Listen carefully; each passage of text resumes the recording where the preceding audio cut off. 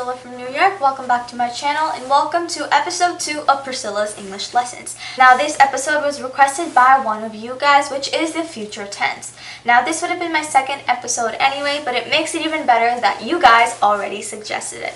Now as we all know, 2019 is here and we all have our goals that we want to accomplish for the year. So hopefully you guys will be able to use this in any sentences where you are talking about your plans for this year or anything like that. Now the future tense is not that hard depending on what you say, obviously. So hopefully this helps you guys out maybe just a little bit. And as with every video, practice makes perfect. So in some of the examples that we do, if you get me wrong, don't be discouraged. Now the first verb that we'll be talking about is pretty simple compared to the verb to have. So as with any lesson, I start off with I, he, she, they, will, etc. So the verb will. As I said, this is pretty simple compared to the verb to have in the sense that it doesn't change, which lots of you guys might like. So I will, he or she, we or they, and you. So I didn't add anything here for one reason, and if you guys guessed it, then good job. This is all just will. Nothing really changes. So you can say, I will get a better job this year. He will improve his grades. She will buy more fruit. We will have a picnic.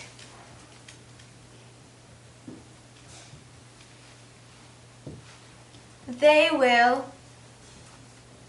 join us, and you will have a good time.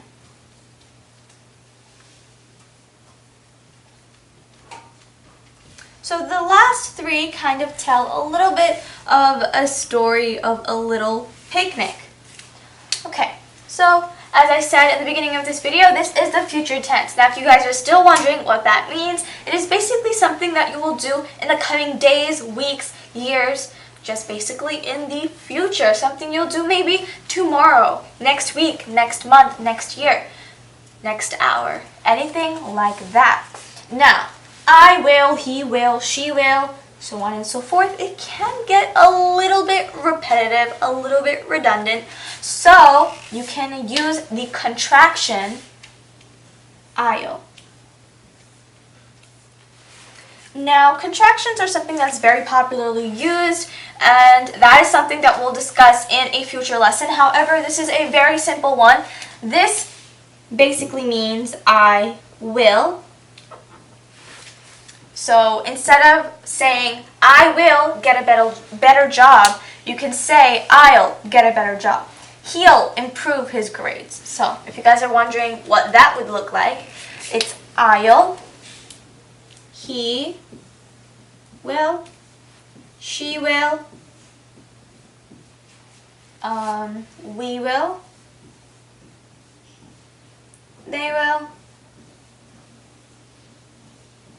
and you will. Nothing too hard, you just add an apostrophe, which is right here, and the double L's next to whatever word you would like to use. Since this is so simple, I don't think I'll be giving any examples because you can basically know it's I will, he will. There's nothing that changes, so that's not too bad. So the next verb that we are going to talk about is going to. Similar to will, going to is also in the future tense. When you talk about something you're going to do. I am going to sleep tomorrow. So that's a really good example. Now, as with going to, As with will, we're going to have the I, he, or she. Now, going to is a little bit of a harder verb to use, but it's not that hard, and I'm sure you guys can do it with, you said it before me, practice. So, it's I am going to, ... You can fill that in with whatever action you'd like to. He and she is going to. Then we have we or they are going to, and you are going to. So the only thing that really changes is what you say before the going to, like I am, is, are, and are. Nothing too bad. This goes back to the first lesson that we did, actually. If you see here, when you are talking about one person, what is that called? Yes, singular. So he, she, I, we are talking about just one person, a single, singular person. So in that case, we either write I am or he is. When we talk about we or they, this refers to a group of people. So we use the word are. Now, you're probably asking, why is it you are instead of you is or you am? Because you're referring or talking to someone directly. You are going to do this. If you say you is going to do this, it just sounds wrong and is not grammatically correct. So let's do some examples. I am going to get more sleep. He or she is going to go to a party. We or they are going to eat a cake. And you are going to eat some, you guess it, it's fruit. The reason why I like using fruit in so many of my examples is because it's something we're all familiar with. It's a pretty easy word, nothing too heavy, nothing too crazy. Now for going to, I am going to give you guys just a few examples just so you can practice using the verb going to.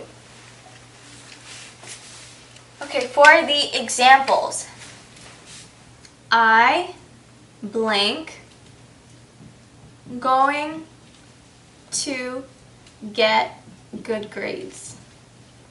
He or she blank going to go swimming. We have we or they blank going to go to a water park, and you blank going to go to school. Okay, so I'm going to give you guys about 5 seconds to fill those in. Again, I'm going to leave these up if you need to use them as just a little guideline. So I'll be back in about 5 seconds.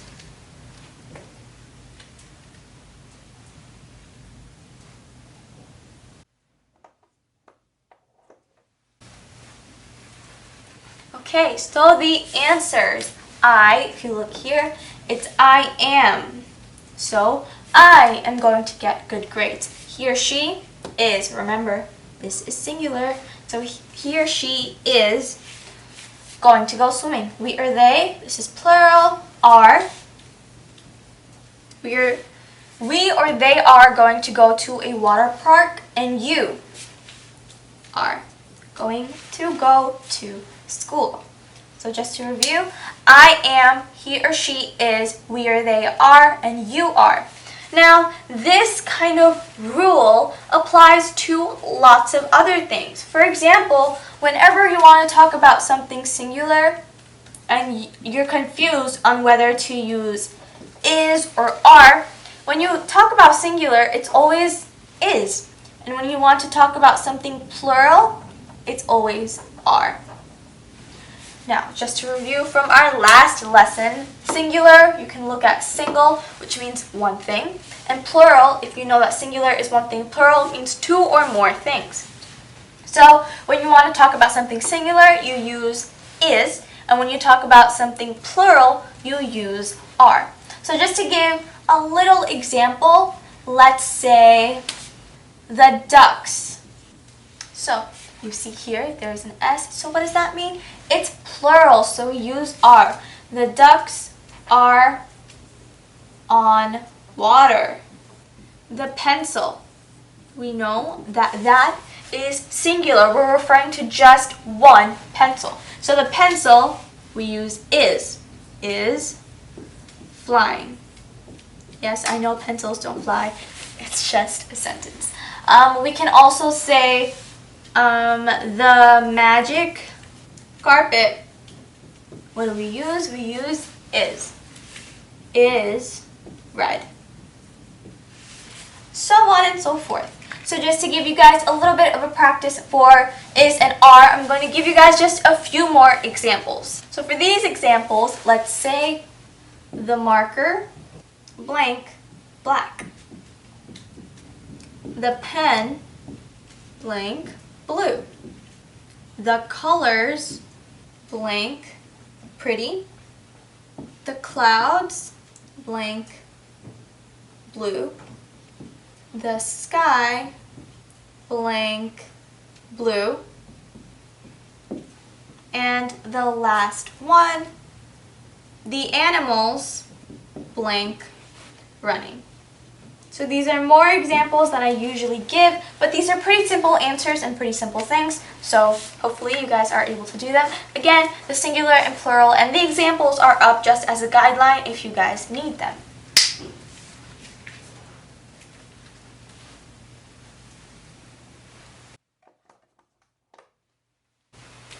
Alright, so back to give the answers. The marker, one marker, it's referring to one thing. So singular, it's is. The marker is black. The pen, again, singular. The pen is blue. The colors, there's an S, so that's plural. The colors are pretty. The clouds, there's an S, so that's plural. We have the clouds are blue. The sky. This is a little bit of a tricky one. Many people might think that this is are, but it's actually is. You see, the sky as a whole, that's a cloud, but the stuff around it, let's say that's the sky. The sky as a whole is just one thing. However, if you want to make sky plural, it becomes skies. Oh, right here, skies. You're probably like, why isn't it spelled like this? Again, future lesson. This is wrong. This is the right way to write the plural version of skies. But in this specific case, it's sky, which refers to one thing. So the sky is blue. And the animals, there's an S, that's plural. The animals are running. So, singular, you use is, and plural, you use are. So that is basically it. Now, as with any lesson, we're going to do just a little bit of a review. And remember, if you were able to get all of these, then congratulations. And if not, then practice makes perfect. And the more you do, the better you'll get and the more fluent you'll be with your speech. Okay, so for the review, let's just go through what we did from the beginning. So the first thing we did was talk about the future tense. So the first verb that we used was will. We have I and you. This verb is pretty simple because all of these, after it comes will. I will, he or she will, we or they will, and you will. The next thing we reviewed was the verb going to.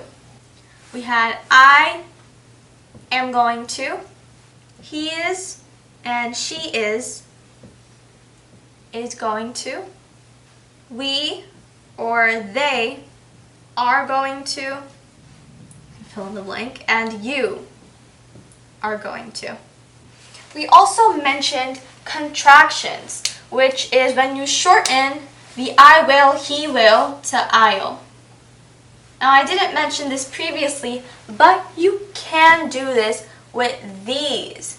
So I am. Most of you guys probably already know that it becomes I'm. This is I am. He is and she is. That actually can be contracted as well. He's and she's. That is he or she is. We and they are. So we're and they're. This means we or they are. And we have you are. So we do something similar to this, where we have the apostrophe and the RE. So it's you at the apostrophe and the RE. Your, which translates to you are. And the last thing that we did was we reviewed, once again, singular and plural. If you have something singular, you use the word is, and if you have something plural, you use the word are. Like the ducks are swimming. Singular, you use is. The magic carpet is red. The pencil is orange. The lights are on. The lights, it has an S, so it's plural. So that is basically all we did for this lesson. Again, most of you guys are probably more educated than me, so I have no right to teach you, so I'm just sharing my knowledge and things that I've learned throughout the years. Now, if there's anything you want to learn, the English language is very big and there are lots of topics to teach or learn. So if there's any specific topic that you guys would like me to mention, then please do comment down below. I keep your recommendations in mind when I make and film these lessons for you guys, because they are to help you guys out in one way or another. So thank you guys so much for watching this episode of Priscilla's English Lessons, and if you want more of these, make sure to subscribe to my channel and also give this video a thumbs up if you liked it, and also share this video because there might be lots of people that you know who might benefit from this really small lesson. So thank you guys once again for watching this video, and I will see you guys in my next video or next English lessons. Bye guys!